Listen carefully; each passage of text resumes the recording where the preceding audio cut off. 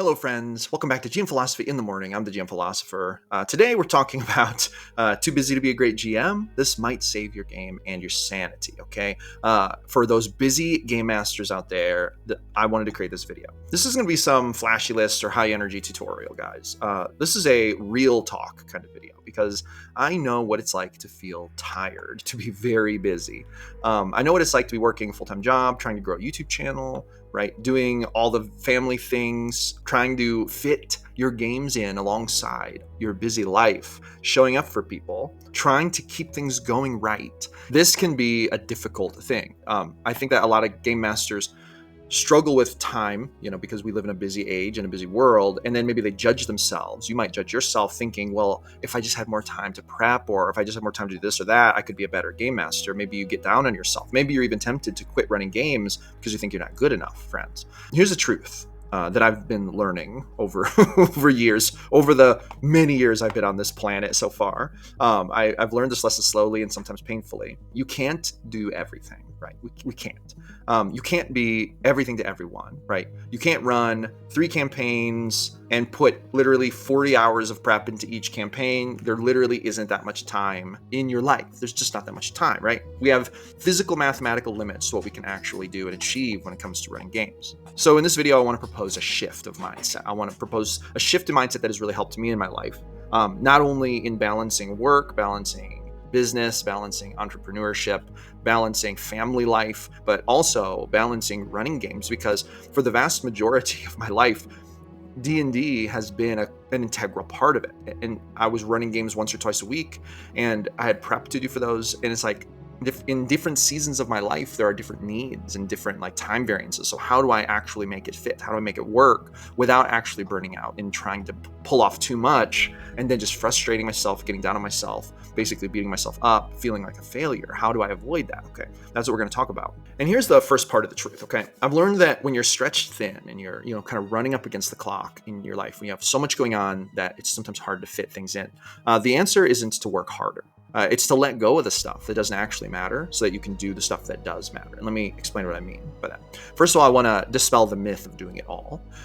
There's a toxic idea that some GMs accidentally fall into, not because they're toxic GMs, but they fall into the ideology because it's kind of an ideology that is relatively popular. And that is like hustle culture. That in order to run an unforgettable game, you've got to be a perfect world builder, a master of mechanics, a voice actor, a lore historian. You have to do hours of prep and still be the life of the party in every single session.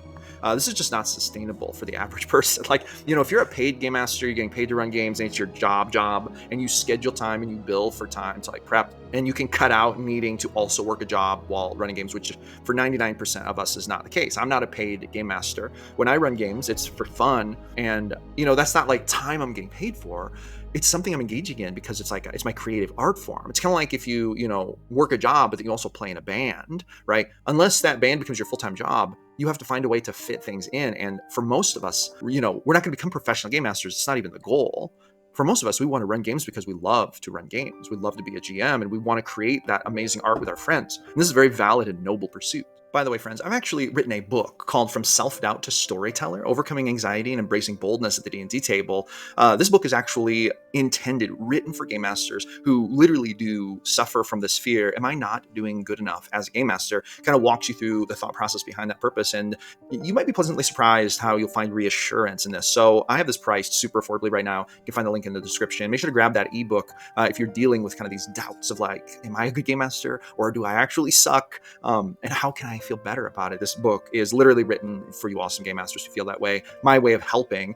I want to empower game masters to run better games, and part of running games means believing in ourselves and not letting that self-doubt creep in. So make sure you grab that. Links in the description. All right, let's get back to the video. So it's really important for us to understand that we cannot literally do it all the time. Hustling harder to make your game better is not usually the answer. It just really isn't. Because at the end of the day, the maths a certain way, right? If you only have this much time for prep on Saturday morning, you only have this much time for prep. And that leads us to the second part that I want to talk about here, which is the wisdom of less but deeper. Okay. When time and energy are short, the focus should be on depth and on significance, not on scale. Okay. One great, well thought out, quirky NPC can be more memorable than 10 forgettable ones.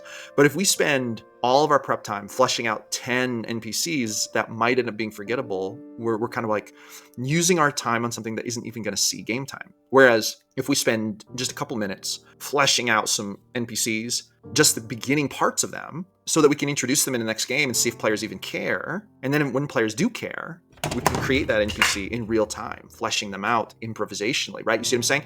And then we could spend that extra time that we didn't spend fleshing out all those NPCs a bunch. We could spend that working on our map, right? Maybe making the map of where the battle is going to be held, or where we think it's going to be held.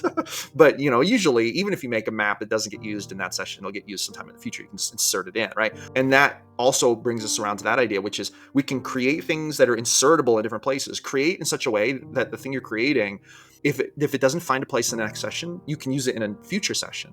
So no matter what you prep, it's going to get used. It just may not get used right now, right? So it's sort of like prep smarter, not harder, but less, but deeper, right? If that makes sense. One emotionally resonant scene is better than 20 pages of unused lore. One truly seen player whose backstory was incorporated, and that's something that they created, right? You may just need to take 5 minutes and read through their backstory again, come up with some inspiration, right? But that player will keep showing up even when you don't have as much time to prep. Why? Because the time you did have, you spent doing things that were meaningful for that player character, and that's what matters, okay? Put your energy into the moments that move the needle, into the stuff that'll move the needle, that deepen immersion, that create connection, and that make the story feel real. Everything else is optional, can be improvised, and don't be afraid to improvise. Improvisation is a muscle. I'm gonna start saying that because I don't think people understand this.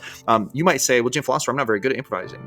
You may not be good yet, but I'll bet if you challenge yourself and you practice, you will get better.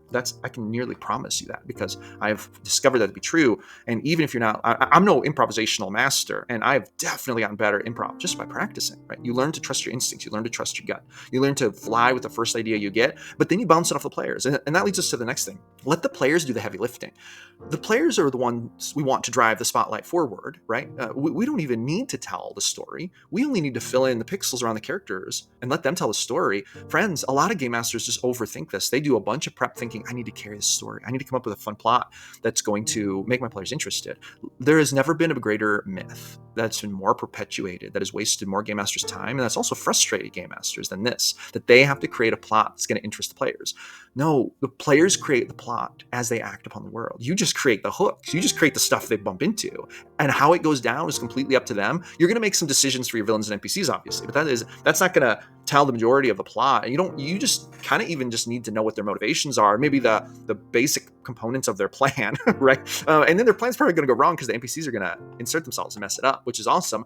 This means that you don't need to spend all that time on prep. This means that you just need to have a few solid ideas in place, but then let the story unfold. So don't pressure yourselves, friends. Don't hustle yourself to an early grave trying to be this perfect game master and carrying a bunch of this weight that honestly the players want to carry, because that's the point of why they're doing this. So that's why they're playing in your game. And the final point here that I want to make is we need to let go of the need to please everyone, okay? This one's personal for me. For years, I was driven by this low-key compulsion to keep everyone happy. And I still am. I call myself a recovering people pleaser at heart. In life, in my games, in my content, right? In my relationships, I have a history of basically doing a bunch of extra work just to try to keep everyone happy, even when I maybe didn't have time for that work. And even when doing that actually caused me to show up worse, more tired, more stressed, more frustrated for the people who really did matter, for the situations that really did matter, for the most significant situations, okay? That pressure is exhausting, and following that road doesn't make you a better GM. It makes you tired, resentful, and stretched thin, and it's not good for you, friend. I'm learning to let go of that. I have to, every single day, I have to decide to let go of that, because for me, it's a very deep compulsion. I want to do things that please people. If I wasn't careful, I would spend hours every day doing things to try to make sure that everyone else in my little world is happy with me, and I just don't have time for it. I don't have time for it. But here's what I do have time for. I have time to schedule a little bit of time for the most important things in my life, to make sure that I prioritize the things that really matter. And this boils down to everything: work, entrepreneurship, family, pets, life responsibilities, but also your hobbies and your creative outputs and the things that you do with your time, your creative energy, right? So like this YouTube channel is a creative outlet for me. It is a business, but it's also a creative outlet. And I only have so much time to work on it. And I need to do the best with what I can. If I get sometimes comments, people, talking bad about me for one reason or another. And if I spent all my energy trying to make those people happy, I would drive myself insane. What I need to do is focus on like what I want the goal to be, which is to empower game masters to run better games. That's the goal here. So that's what I need to be doing. And that's what I need to focus my energy on. All the time I have to spend on the channel, if I focus on that goal, then that's going to be more significant, right? So don't chase the people pleasing, right? Don't chase those players, those grumpy players at your table that you just can't seem to make happy. The players who are really invested, double down on what is working well, right? I'm not trying to say that we shouldn't troubleshoot and try to get better. I'm just trying to say, be careful how you spend your time. And you might need to let go of the need to please some people who just aren't going to be pleased with you. And it's okay if a couple people quit your game. I'm going to start saying that too, because it's so true. It is okay if a couple people quit your game. In fact, most of my best games, I've had one or two people quit because they just weren't jiving. It wasn't working. And that is not a sign that you're a failure as a game master. It might just be a sign that you are not compatible with those players. That is such a true thing. Every single GM is going to have a certain number of players out there in the world that they're just not compatible with. Even if you're the best GM in the whole world, think about Critical Role. That is like the most popular D&D game, the most universally popular D&D game of all time. And there are still huge swaths of people who just hate on them. That's not called Critical Role doing a bad job. That's called a lack of compatibility, right? So don't pressure yourself so much.